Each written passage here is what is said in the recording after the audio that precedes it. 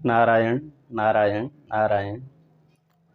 ओम नारायणं नमस्कृत्य नरं चैव नरोत्तमं देवीं सरस्वतीं व्यासं ततो जयमुदीरये।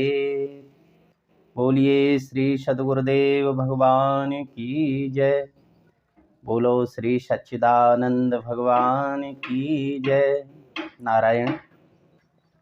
आप भगवत प्रेमी श्रोता भक्त जनों का हम हृदय से अभिनंदन करते हैं, आपका स्वागत करते हैं। आप हमारे साथ श्रवण कर रहे हैं कि संतों की अवहेलना करने से और संतों की सेवा करने से क्या फल मिलता है।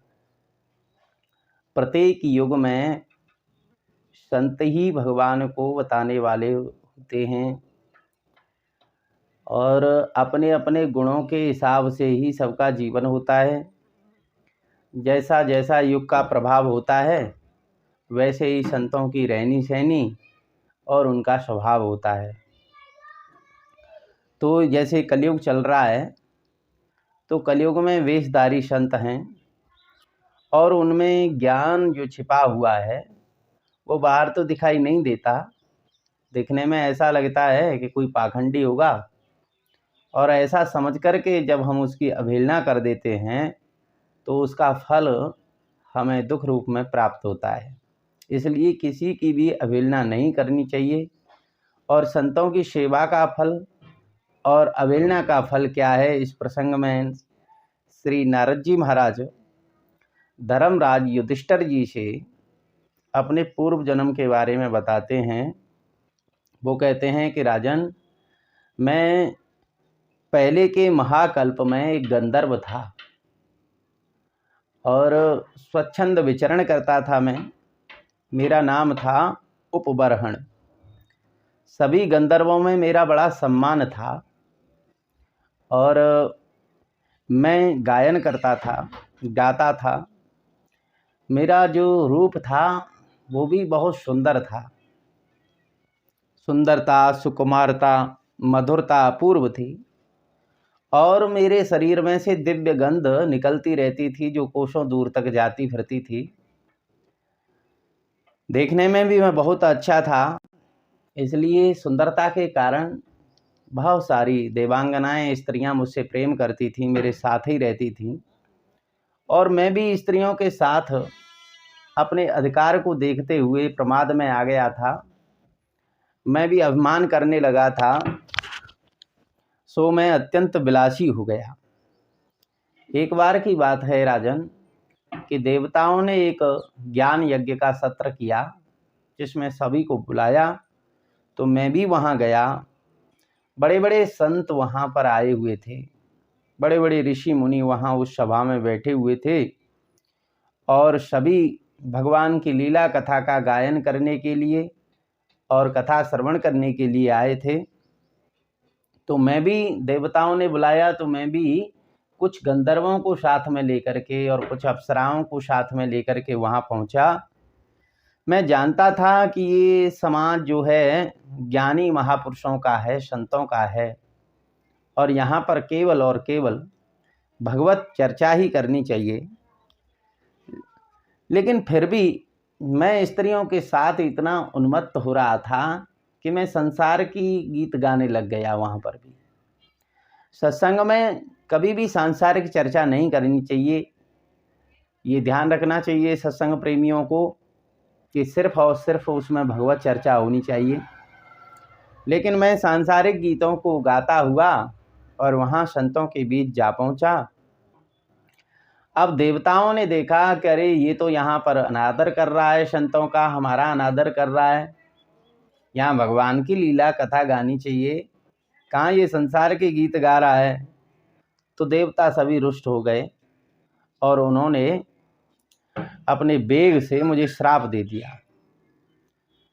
उन्होंने कहा कि देखो नारद, तुमने देवताओं की अवहेलना की है, संतों की अवहेलना की है, इसलिए सबसे पहले तो ये है कि तुम्हारी जो सौंदर्यता है ये नष्ट हो जाए और शीघ्र ही तुम शूद्र बन जाओ, क्योंकि तुम तो जैसे शूद्र वेश्याओं के साथ रहता है, उन्मत्त रहता है, उसी प्रकार तुम यहाँ संतों की सभा में उन्मत्त होकर के आए थे, इसलिए तुम शूद्र हो जाओ। नारद जी कहते हैं कि महाराज युधिष्ठिर, मैं उन देवताओं के श्राप के कारण मैं शूद्र हो गया, दासी का पुत्र बन गया।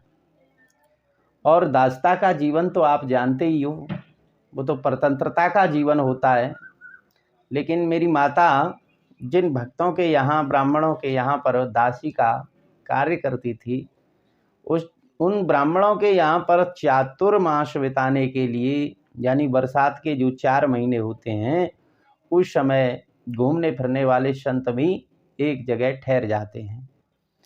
तो वहाँ पर संत आए और संतों की सेवा होती है वहाँ पर, और नित्य सत्संग होता था। तो मैं भी वो सत्संग श्रवण करता था। तो महात्माओं की सत्संग श्रवण के द्वारा और उनकी सेवा शुश्रूषा करने से प्रभाव से मैं दूसरे जन्म में फिर ब्रह्मा जी का पुत्र बना। यानी पहले जन्म में मैं गंधर्व था, दूसरे जन्म में दासी का पुत्र हुआ, और मेरा फिर जन्म हुआ तो मैं ब्रह्मा जी की गोद से उत्पन्न हुआ। और भगवान नारायण का मैं इतना बड़ा प्रेमी बन गया कि भगवान नारायण ने मुझे अपनी ये वीणा दे दी, और वीणा पर मैं उसी समय से नारायण नारायण नारायण नारायण गायन करता रहता हूँ। ये युधिष्ठिर महाराज से भी अपने पूर्व जन्म की कथा श्री नारद जी महाराज ने बताई। और व्यास जी महाराज जब असंतोष में बैठे थे सरस्वती नदी के किनारे, तो उस समय भी नारद जी महाराज ने भगवान की कथा की महिमा, सत्संग की महिमा को प्रकट किया था कि देखो, सत्संग के प्रभाव से मैं ब्रह्मा जी का पुत्र बना और भगवान नारायण का प्रिय बना। और संतों की अवहेलना करने से, देवताओं का निरादर करने से मैं शूद्र बना। तो जो संतों का अपमान करता, अवहेलना करना है, उसको शूद्र योनि में जाना पड़ता है, और उसे फिर महाराज अनंत दुखों का सामना करना पड़ता है। और जो संतों की सेवा शुश्रूषा करता है और जो उनका सत्संग श्रवण करता है, उसका यहाँ प्रत्यक्ष अनुभव बताया गया कि सत्संग का फल है भगवान की प्रियता, भगवान की भक्ति प्राप्त होना। और सत्संग में से ही भक्ति प्रकट होती है, भगवान की कथा से ही तो भक्ति प्रकट हुई। जब देवर्षि नारद जी को शनकादिक महात्माओं ने ये कथा गंगा जी के किनारे पर सुनाई, तो वहाँ पर भक्ति रानी जो हैं अपने पुत्र ज्ञान और वैराग्य के साथ नृत्य करने लगी। लोगों ने पूछा कि महाराज ये भक्ति कहाँ से प्रकट हो गई, हम तो यहीं बैठे हैं हमारे सबके बीच में, ये कहाँ से आ गई। तो उस समय सनकादिकों ने कहा कि भैया ये भगवान की कथा में से ही प्रकट होती है। तो देखो, ये मूल मंत्र बताया कि अगर किसी को भगवान के प्रति भक्ति बढ़ानी है, भक्ति जागृत करनी है, तो पहले भगवान की लीला कथा के गुणगान का श्रवण करना चाहिए। क्योंकि फिर भगवान के जब गुणों का हम श्रवण करेंगे तो भगवान के स्वभाव का हमको पता चलेगा कि वो कारुण्य रूपम करुणावतारम है, वो करुणा के अवतार हैं, दीन वत्सल हैं, दीन दुखियों पर कृपा करने वाले हैं। तो ऐसे मुरली मनोहर श्याम सुंदर पीताम्बरधारी अथवा धनुषधारी श्री राघवेंद्र सरकार ऐसे करुणामय हैं। लोका विरामम रणरंग धीरम राजीव नेत्रम रघुवंशनाथम कारुण्य रूपम करुणाकरंतम श्री रामचंद्रम शरणम प्रपद्ये। वो करुणा करने वाले हैं, दीन पर, दुखी पर। जो जीव दुखी होता है उसी के ऊपर दया करनी होती है, जो सुखी हो उसके ऊपर दया क्या करोगे महाराज। तो भगवान करुणा निदान है। तो भगवान की भक्ति कहाँ से प्रकट होगी, बोले भगवान की लीला कथा श्रवण करने से। तो भगवान के स्वभाव गुणों से जब हमको परिचय हो जाएगा तो स्वाभाविक ही उनसे प्रेम हो जाएगा। और भगवान से जो प्रेम होना है उसी को भक्ति कहते हैं। इसलिए निरंतर आप सभी लोग भगवान की कथा, सत्संग, चर्चा आदि श्रवण करते रहिएगा। और देखो, सत्संग की तो ऐसी महिमा बताई गई है महाराज कि प्रहलाद जी महाराज ने नारद जी के आश्रम में रहते हुए कयादु माता के गर्भ में ही सारा ज्ञान ग्रहण कर लिया था। जब हिरण्यकश्यप जो हैं मद्राचल पर्वत पर तपस्या करने के लिए गए तो लंबी तपस्या की उन्होंने, कहते हैं कि 36,000 वर्षों तक तपस्या की, क्योंकि उस समय सतयुग में 1,00,000 वर्ष की आयु होती थी। तो 1,00,000 वर्ष की आयु माने 100 वर्ष, 100 वर्ष में से किसी ने जैसे 36 वर्ष तपस्या की होए, ऐसे ही उन्होंने 36,000 वर्षों तक तपस्या की। उसी बीच में देवता लोग आए और वो जो हैं कयादु को ले जा रहे थे, क्योंकि इसके गर्भ में बालक है और वो भी असुर पैदा होगा तो हमको कष्ट देगा। तो देवता बोले कि इसको ले चलो, इस बालक को मार डालेंगे। लेकिन नारद जी महाराज ने उनसे कहा कि अरे मूर्खो, ऐसा मत करो, क्योंकि इसके गर्भ में तो भगवान का भक्त है। और जब फिर नारद जी महाराज अपने आश्रम में कयादु को बुला ले गए तो उसको वरदान दे दिया कि बेटी, जब तुम्हारी इच्छा होए तब तुम अपने बालक को जन्म देना। तो उस समय तक, यानी कि जब तक हिरण्यकश्यप वापस नहीं आए तब तक कयादु नारद जी महाराज के आश्रम में रहती हैं और निरंतर सत्संग श्रवण करती हैं। तो वो सत्संग जो था वो प्रहलाद जी महाराज ने गर्भ में ही सीख लिया और उत्पन्न होते ही जब से संभाली तो नारायण नारायण नारायण नारायण, सब वो नारायण का ही चिंतन करते हैं। गुरुकुल में भी नारायण नारायण का चिंतन करते हैं। और अपने पिताजी को भी जब बताया तो बोले श्रवणम कीर्तनम विष्णु स्मरणम पाद सेवनम अर्चनम वंदनम दास्यम सख्यम आत्मनिवेदनम। बोले पिताजी, तुम 9 प्रकार से भगवान की भक्ति करो। अगर 9 प्रकार से न हो सके तो एक ही प्रकार से कर लो, भगवान तो एक ही भक्ति से प्रसन्न हो जाते हैं।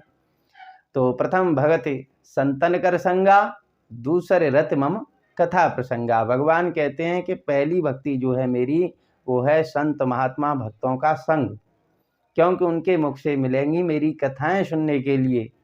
और दूसरा रत मम कथा प्रसंगा, फिर कथा में जब प्रेम हो जाएगा, हा, फिर तो तुम्हारे जीवन में आनंद ही आनंद हो जाएगा। इसलिए सत्संग की महिमा अनंत बताई गई। ये जो लंकिनी है तो असुर कुल से, लेकिन वो कहती है कि तात स्वर्ग अपवर्ग सुख, धैर्य तुलायक अंग, तूलन ताह सकल मिले, जो सुख लव सत्संग। वो कहती है कि महाराज, जो लव मात्र के यानी कि क्षण में से भी आधा समय अगर सत्संग मिल जाए, किसी संत का संग मिल जाए, तो उसकी बराबरी तो महाराज लोक लोकांतरों का राज्य पाने पर भी नहीं हो सकती है। बोलिए श्री सच्चिदानंद भगवान की जय। तो सभी भक्तों से हम विदा लेते हैं। नारायण। और आप इसी प्रकार हमारे इस चैनल से जुड़े रहें, चैनल को सब्सक्राइब कर लें, वीडियो को लाइक कर लें और इस वीडियो को अपने दूसरे सगे संबंधी साथियों के पास भी शेयर कर दें, जिससे कि उनको भी सत्संग का लाभ मिल जाए और आपको भी पुण्य मिलेगा। तो तब तक के लिए नारायण नारायण नारायण।